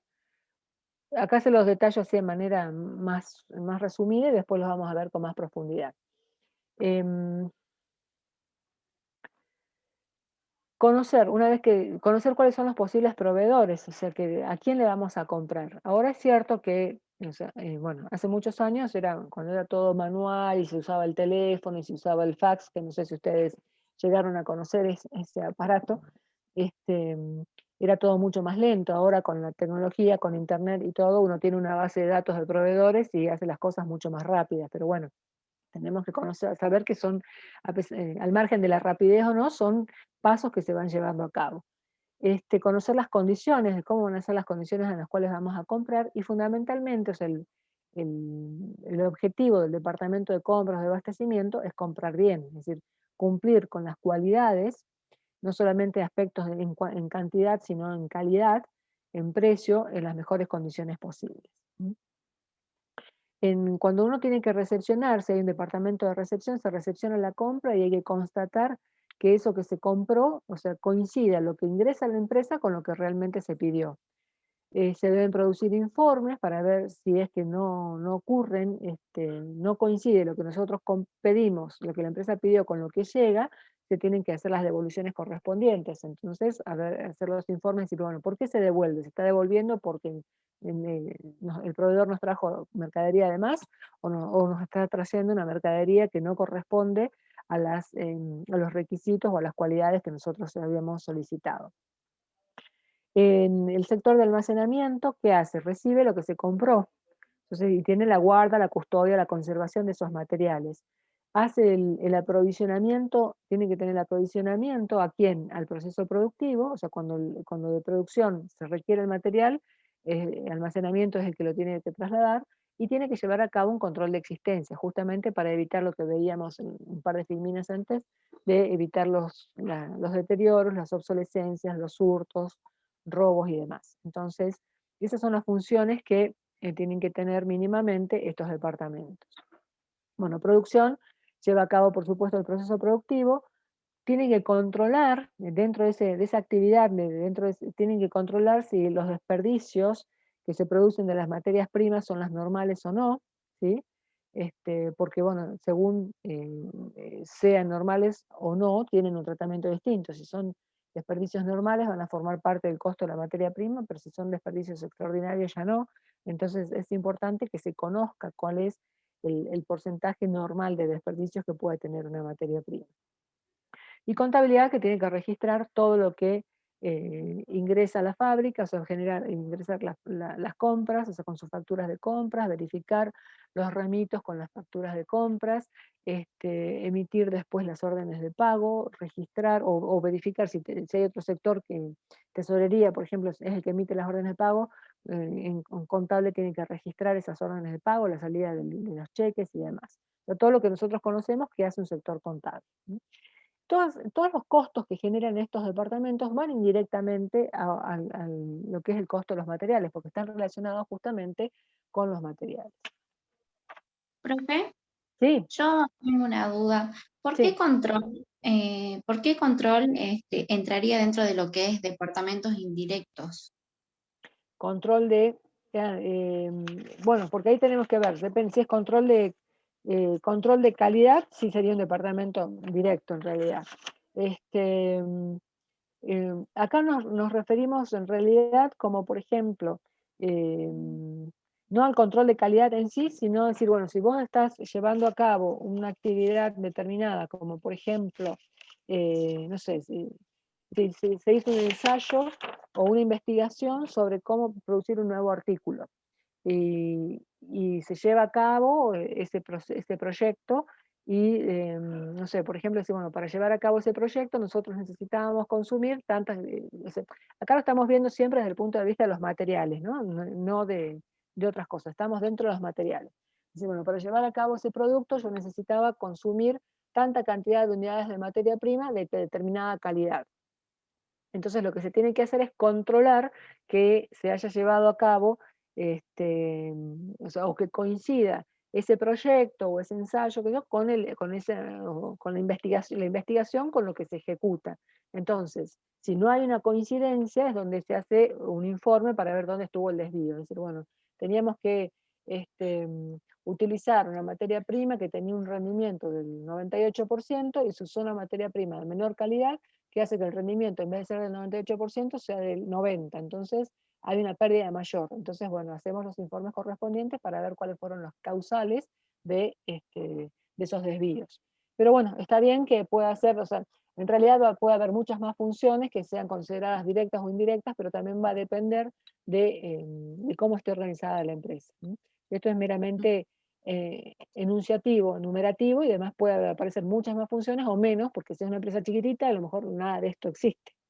Y si es una empresa muy grande, puede tener muchas más funciones que estas que estamos analizando. Bien, profe, gracias. No, de nada. Bueno, estábamos ¿en dónde? En la otra, en la anterior. A ver qué tenemos acá. Bueno, acá más o menos es lo que tenemos como, ¿qué función hace compras? Bueno, que la función de compras es ver que la fabricación no sufra alteraciones, demoras ni paralizaciones, razón para la cual Para evitar esto tiene que ser eficaz en sus compras, es decir, cuando se detecta la necesidad de comprar, tiene que mover todo su aparato, digamos, como para que la empresa no sufra demoras o paralizaciones en el proceso productivo porque no fue eficiente en su función. Recepción tiene que verificar que todos los materiales comprados respondan a las especificaciones técnicas solicitadas, lo que estuvimos conversando recién. Almacén tiene que evitar sustracciones, deterioros, despilfarros y proveer en tiempo y forma a quién se lo demande. Y quién lo demande, el sector de proceso productivo, de producción. Producción tiene que realizar todas las operaciones de transferencia para lograr un mejor aprovechamiento. O sea, el hecho de dónde está lo importante es que nosotros tenemos que obtener el máximo rendimiento de las materias primas. Nosotros, cuando uno cuando uno va a iniciar un proceso productivo, lo hace en función de un estudio previo. Entonces, es decir, bueno, sabemos cuáles son los rendimientos normales de las materias primas, tenemos que tratar de que ese rendimiento sea el máximo, porque cuanto menos rendimiento tenga la materia prima, más cantidades tengo que comprar. Entonces me estoy estoy teniendo un costo mayor. O una ineficiencia si se trató de un desperdicio extraordinario. Contabilidad, bueno, ¿qué función? Cumplir acabadamente con los objetivos de la contabilidad, cuáles son la de determinación, registración y de todos los hechos económicos. ¿Qué tenemos acá? Bueno, para poder nosotros llevar a cabo todos estos cuestiones, hay cuestiones dentro de estas actividades que estuvimos viendo, hay cuestiones que se registran y cuestiones que no. Para poder registrar lo que corresponda y de manera que nos rinda en realidad para poder tomar decisiones y demás, tendríamos que tener un plan de cuentas que sea adecuado, ¿sí? Que sea claro, que sea completo, que sea ordenado, que sea global, que sea flexible, o sea, porque cuanto mayor detalle tenga ese plan de cuentas, mayor cantidad de información vamos a tener. Eso también tiene que ver, o sea, en la vinculación que pueda tener. ¿Se acuerdan que en un momento dado hablábamos de los sistemas de costos que cómo se vinculaban con la contabilidad patrimonial? Y bueno, pueden ser que estén integrados o que no, pero bueno, si nosotros trabajamos con contabilidades separadas, de alguna manera después el resumen de la contabilidad de costos va a pasar a la contabilidad patrimonial. Si nosotros trabajamos con un plan de cuentas muy detallado, podremos trabajar dentro de la contabilidad patrimonial con toda la información de costos de manera adecuada. Después, a ver, porque hay algunas cosas aquí. Bueno, acá tenemos algunos comprobantes que nosotros vamos a usar, que se usan en la contabilidad de costos y que se usan en la contabilidad general. Acá dice la contabilidad general, en la patrimonial o la financiera. Fíjense, ¿qué documentación utilizamos? Por ejemplo, en la contabilidad de costos, la solicitud de compra o la cotización, que por ejemplo cuando surge la necesidad de comprar, se hace una solicitud de compra, que realiza almacén, donde se detalla las características de los productos que se van a comprar, cuáles son las condiciones físicas que tiene que tener ese material. Esa solicitud de compra, si la hace almacén, por ejemplo, a donde le envíe ese pedido de compra al departamento de compras, o sea, compras recibe y va a nuclear todas las compras que estén relacionadas a un mismo rubro para poder llevar a cabo el proceso de compra. Entonces hace la selección del proveedor, que como les decía, ahora con las tecnologías y demás, es más fácil está todo mucho más fácil en el acto yo puedo saber cuáles son los proveedores que me suministran determinada materia prima. También, bueno, va a depender, una cosa de si estamos en una actividad privada, una cosa de si estamos en una actividad pública, porque si es una actividad pública, sabemos que los procesos de compras no son así nomás al proveedor, sino que hay que mover un proceso licitatorio, es otra cuestión. En una empresa yo puedo tener una base de datos, es decir, bueno, si yo tengo que comprar madera, sé que mis proveedores habituales son el aserradero de Juan López, por ejemplo, y sé que tengo esa base de datos. Después tenemos la recepción. Entonces, cuando quien está a cargo de la recepción tiene que verificar que lo que se reciba coincida con lo que se pidió, o sea, lo que tiene que tener, cuál es la orden de compra para verificar que coincida en calidad y cantidad. En el caso de que no hubiera coincidencias, se hace una devolución de los materiales al proveedor porque esa devolución puede haber sido que no coinciden las características requeridas o que me mandó de más, entonces tengo que devolver. Todo eso desde lo que hace a la parte de costos. En la contabilidad general, ¿qué vamos a registrar? La factura, cuando el proveedor nos manda la mercadería, en el remito ese no se registra, sino que se registra la factura. Me puede generar una nota de débito o de crédito según si tenga un saldo, por ejemplo, si yo le voy a devolver la mercadería, se genera una nota de crédito. El proveedor me puede mandar una nota de débito por algo que omitió facturarme, por ahí, o por algún concepto que no estaba dentro de la factura, por ejemplo, un flete, se olvidó incluirlo y me manda después la nota de débito. Y registra la orden de pago, o sea, cuando ya está cerrado el ciclo y que hay que pagar, se registra la orden de pago.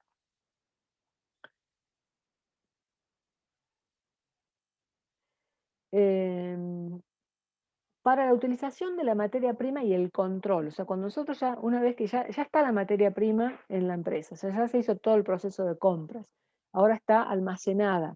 De almacén, que dijimos que almacén tiene que tener la guarda, la custodia y demás para evitar que esa mercadería se deteriore y demás, tenemos que ver cómo hacemos, o sea, qué documentos o qué registros utilizaríamos para llevar esa mercadería de almacén al proceso productivo. Entonces, ¿qué documentación usamos? Por ejemplo, bueno, el almacén tiene que llevar un control, un inventario de cada una de esas materias primas. Cuando producción necesita materias primas, va a ser lo que nosotros llamamos requisición. Entonces, se requiere determinada cantidad de materia prima para una orden de producción o para un departamento determinado del proceso productivo, se emite una requisición donde dice en el día de la fecha, se va indicando una cantidad de materia prima que se requiere, para qué proceso y demás. Entonces, después se van a compilar y lo que nosotros vamos a ir juntando todas las requisiciones y vamos a llamar después, enseguida lo vamos a ver, a un subdiario de requisición donde juntamos todas las requisiciones que hubo, que son los pedidos de materia prima que hace hace el departamento de producción almacén. Puede tener un informe de material devuelto, o sea, el material devuelto puede ser interno o externo. Sería, por ejemplo, que producción me devuelva materia prima de almacén, que sería un caso interno, o externo, es decir, bueno, que almacén tenga que devolverle al proveedor. O sea, que puede haber un informe interno o externo. Puede hacerse un informe por materiales desechados o defectuosos, que ya vamos a ver cuáles son, y un informe por los desperdicios. De desperdicios, cuáles son los desperdicios normales, cuáles son los desperdicios extraordinarios. Estos tres términos que tenemos acá, material de desecho, defectuoso y desperdicio, los vamos a ver dentro de un ratito, porque tienen unas características, vamos a definirlos y ver qué características tiene cada uno de ellos. Profe, y eso, digamos, el material devuelto, la requisición, todas esas cosas, ¿se Sí. lo hacen con remitos internos de la empresa o cómo sería, digamos, para la salida del sistema, de la mercadería? Son, o sea, requisición es un formulario que ya vamos a ver recién, que ya vamos a ver enseguida. Es un formato específico donde te dice, bueno, producción emite esa requisición diciendo, indicando a qué día, a qué orden va a ir, qué cantidad de material, para qué, cuál es el destino y demás. Si lo tiene que devolver, también se emite como un remito interno donde va a decir, bueno, qué es lo que está devolviendo y cuál es la causa. Sí, todo tiene que ser con un respaldo documental, que también decimos, bueno, esto era manual hace muchos años, ahora si yo tengo un sistema contable, perdón, no un sistema contable, un sistema informático, puedo hacer todo online y no hace falta papelería, o sea, se lleva todo a cabo, pero en realidad lo que me interesa es la información, de dónde va a salir la información para cada cosa. Puedo hacerlo en una computadora, puedo hacerlo manualmente.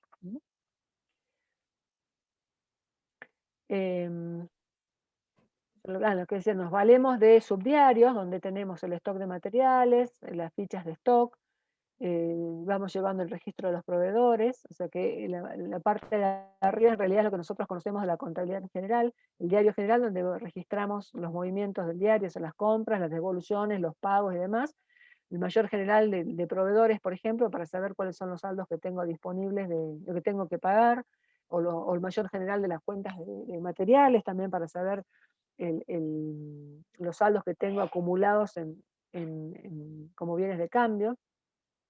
¿Qué auxiliares? Bueno, de la contabilidad dijimos el diario general, que puede usar subdiarios. El subdiario, ¿cuáles? El registro de compras y ventas, caja de ingresos, caja de egresos, las órdenes de pago, y esto que teníamos acá, que es la requisición, que es lo que hablábamos recién, que son las salidas de los materiales que salen de almacenes con destino a producción, y el stock de materiales, que son las fichas de stock que nosotros conocemos de la contabilidad 1, como el PERS, el WERS, el PPP y demás. Y después, como mayor general, tenemos bueno, las fichas de stock, los mayores de producción en proceso, de proveedores, de productos terminados, los mayores de materiales y demás, para después verificar que los saldos que figuren ahí coincidan, ya sea con los inventarios físicos y con la contabilidad patrimonial. Acá vamos a cerrar para que no se nos termine el tiempo sobre la hora, nos quedan 10 minutitos. ¿Cómo sería la circulación de los materiales? Nosotros tenemos la necesidad de disponer de ciertos materiales, se hace el pedido del proveedor. Si el proveedor nos manda esos materiales pasan por recepción, recibe los materiales y verifica que coincida la calidad entre lo que se pidió con lo que, o sea, lo que me mandó el proveedor tiene que coincidir con lo que nosotros pedimos, pasa el control de calidad para ver si realmente coincide en las especificaciones técnicas de lo requerido. Si eso está ok, o sea, si esa calidad coincide y está todo perfecto, pasa al depósito. Si está mal, si hay algo que no está mal, ya sea por calidad, por cantidad, por lo que fuera, si no está bien, tenemos que devolverlo a quién, al proveedor. Una vez que pasa el depósito, queda almacenado ahí hasta que es requerido por el sector producción. Entonces, esta sería la circulación que nosotros tenemos, y cada uno de estos me va generando un comprobante donde uno va registrando, bueno, qué es lo que compré, qué es lo que recibí, cuál fue la calidad, a dónde lo almacené y qué es lo que estoy mandando a producción. Ese sería gráficamente un circuito de materiales. Voy a ver si me quedo acá. Espérenme un segundito. Sí, me quedo 2 minutos más y les muestro un registro. Ese subdiario de la requisición, que es lo que yo les decía recién, que es el pedido de producción, de producción le hacen almacenes para que le envíen materia prima, es una requisición. Después, el subdiario de requisiciones es la acumulación de requisiciones. Entonces nosotros podríamos tener este formato o cualquier otro, pero que nos indique lo siguiente: la fecha en la cual se hizo la salida de almacén a producción, el número de esa requisición, a qué orden o a qué departamento fue, cuántos de esos materiales son materiales directos, cuántos son materiales indirectos y el total. En la hoja de costo, esta es una hoja grafica muy sencillamente lo que sería una orden específica, es decir, yo hago un producto determinado y voy a ir cargando en esta orden, en esta hoja de costos, qué artículo voy a producir, la fecha, qué requisición de materiales salió, la materia prima, la mano de obra y los costos indirectos de fabricación que aplicamos ahí.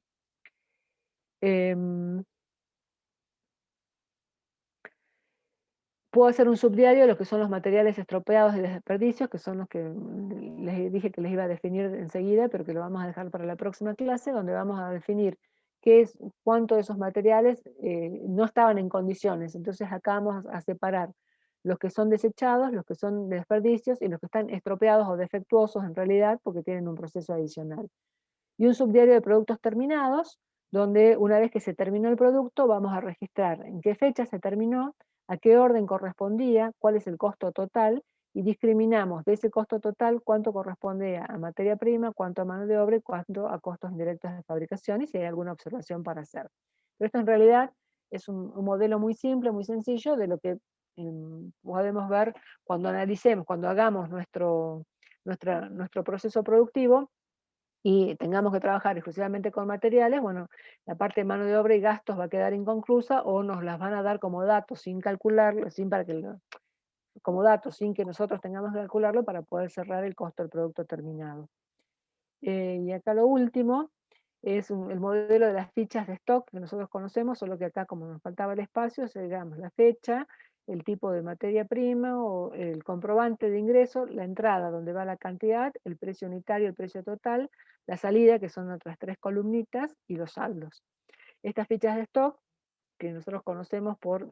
Eso también les voy a pedir que por favor miren, repasen los sistemas de stock, el primero entrado, primero salido, el último entrado, primero salido, el precio promedio ponderado, el próximo, o sea, hay varios que hemos visto, porque bueno, hay un promedio simple, o sea, hay varios sistemas de llevar sería bueno que los repasen, porque nosotros, o sea, no es tema de costos que los enseñemos, los tenemos que dar como ya sabidos, porque esto lo habrán visto ustedes en contabilidad, contabilidad 1, ¿no?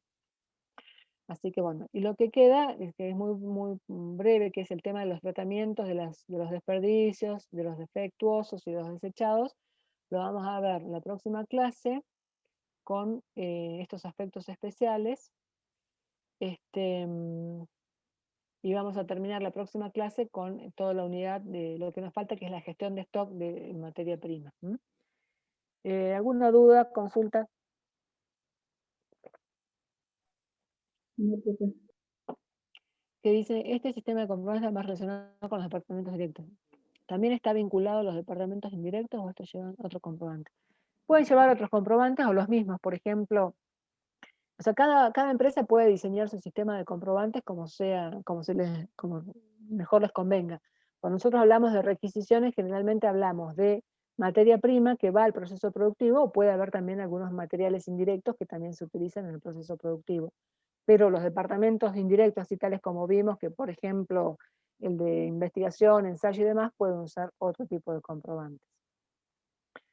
Pero igual, por ejemplo, si vos querés llevar a cabo un proyecto, es decir, bueno, diseñamos este nuevo producto para lo cual necesitamos comprar materiales, entonces también tenés que mover todo el aparato de compra de materiales como si se tratara de la materia prima normal, porque justamente es para fabricar un producto que probablemente está a prueba y que probablemente se pueda comercializar después o fabricar dentro de la empresa. Profe, Sí, le hago una última pregunta. Por sí, ejemplo, decime. digamos que yo vendo bolsas de cemento Sí. y digamos, vendo 5 bolsas de cemento en negro a un amigo. Ujú. Y yo puedo ponerlo en mi estado contable como que esas 5 bolsas de cemento tan defectuosas, cosas que yo pueda, digamos, pagar menos impuestos a la ganancia. ¿Se podría Bueno, hacer eso o no? en realidad eso sería totalmente desleal, no podrías hacerlo porque te deberían llevar preso por negrear. No se puede, o sea, en realidad lo que es negro y no tiene que pasar por la contabilidad. O sea, si vos vendés en Claro, negro, pero yo lo pongo como que está, al bajar los pales se me rompieron 5 bolsas de cemento, digamos. claro, lo que pasa es que en realidad vos podés llegar a tener o sea, acá viéndolo desde el punto de vista impositivo, vos podés llegar a tener una inspección de AFIP que te dice, bueno, yo necesito una prueba de que esto fue así, entonces vos decís, bueno, está tirada allá o la agarró la lluvia y se mojó y demás. En realidad, lo que es, cuando uno no debería, pero si tenés que vender en negro, deberías también comprar en negro. O sea, que con el cemento es complicado porque vos decís, bueno, las cementeras no te venden en negro, te venden todo en blanco, entonces tenés que ver de qué manera la vas a vender. Deberías vender todo en blanco. Pero es cierto que podría ser un artilugio, decir, bueno, se me mojó, se me rompió y demás. No es correcto y voy a dejar de grabar esto porque esto no lo tengo que decir. Este,